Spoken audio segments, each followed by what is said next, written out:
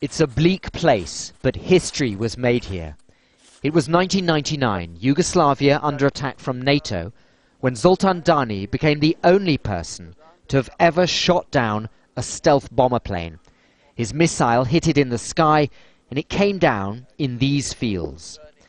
It was an American F-117, the pride of their air force. Excited villagers could scarcely believe it. For Serbia, a moment of triumph amidst years of humiliation and retreat. Zoltan had used radar to see a plane designed to be invisible. Afterwards, he says, 3 countries offered money for his expertise. 2 from the Middle East, and a third, which he would not name, but which he describes as a rising power.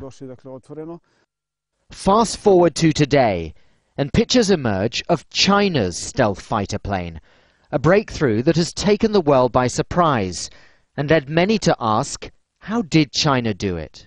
Most of the remains of the American plane are on display here at Belgrade's Aviation Museum. Now, the Chinese deny any link between their plane and the American one. Rather, they say they've developed a new stealth fighter using indigenous, entirely Chinese technology.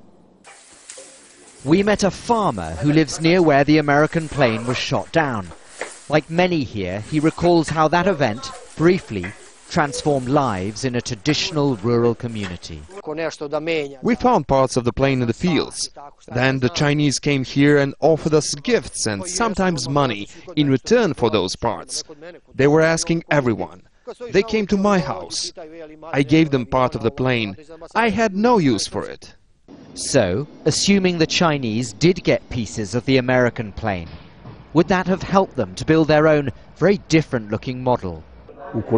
Anyone who had access to the surface of the aircraft could learn about the special coating that makes it almost invisible to radar. So if they had parts of the F-117, that would have been a big advantage to developing their own stealth aircraft. It's an intriguing story, and we'll probably never know the whole truth. Whether the Chinese really did rely on help from a small Serbian village to build a very modern plane. Barnaby Phillips, Al Jazeera in northern Serbia.